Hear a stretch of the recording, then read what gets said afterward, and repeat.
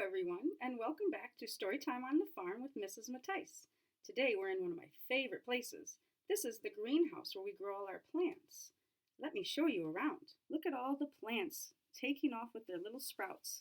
Soon they'll be ready to go in the garden. Today's story is a fantasy fiction story. It's about two boys named Wendell and Floyd who decide to take a shortcut on the way to school. However, their imaginations lead them on a journey to many wondrous places. Let's take a peek. The Secret Shortcut, written by Mark Teague. On Monday, Wendell and Floyd were late for school. They had nearly been captured by space creatures, they told their teacher. Ridiculous, said Mrs. Gernsblot, and she warned them not to let it happen again. But Tuesday was no better. Pirates were loose in the neighborhood. It was sheer bad luck, Wendell and Floyd explained when they showed up late for school. Preposterous, said Mrs. Gernsblot. And on Wednesday, even though Wendell and Floyd left early, a plague of frogs made them late once again. Absurd, cried their teacher. I'm warning you. Be here on time tomorrow or else. And no crazy excuses. Ooh, so I wonder what you can predict is the problem in our story. What do you think is going to happen next? There's got to be a way to get to school on time, said Wendell. I've got an idea, said Wendell as he quickly got dressed. We'll follow my secret shortcut and get to school even sooner. Shortcut? Asked Floyd. I didn't know there were any good shortcuts to school. This is the secretest shortcut of all, said Wendell. In fact, I invented it myself. He led Floyd up the alley by the Ulick's backyard, then down a culvert, over a fence, and through a dense thicket of blackberry vines. I'm not sure about their shortcut. What are you thinking about it? Then they scrambled over some boulders, down a steep bank, and across a narrow stream. This is some shortcut, said Floyd.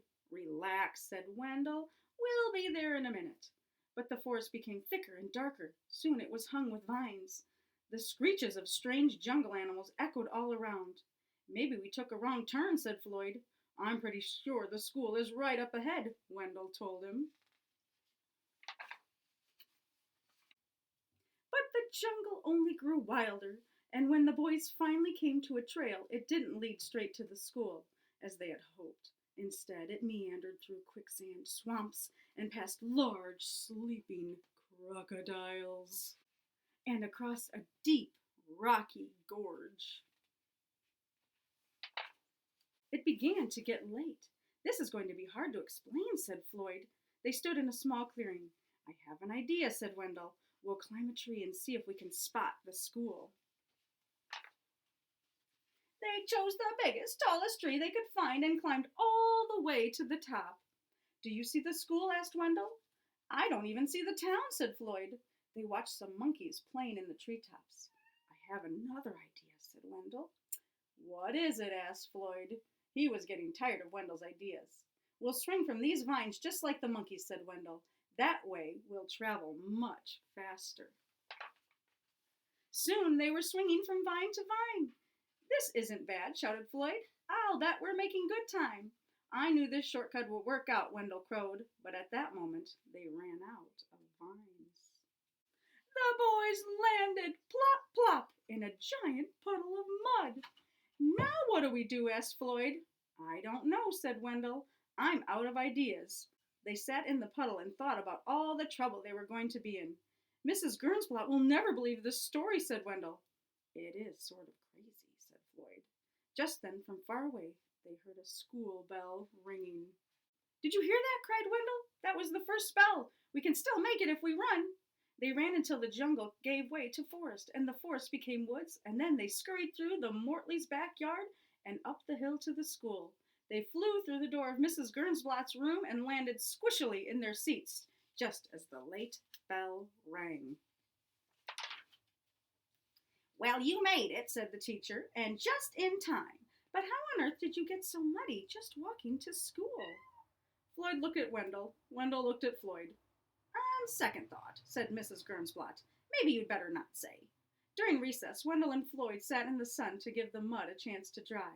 At least we finally got to school on time, said Wendell. That's the main thing, Floyd agreed.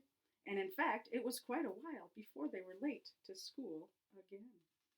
Even so, they never did find a really good shortcut. So just imagine, my young friends, your imagination can take you to so many wonderful places and just make everyday life a lot more fun. So go on out there and find yourself a good adventure. Thanks everyone for joining me, and we'll see you next time.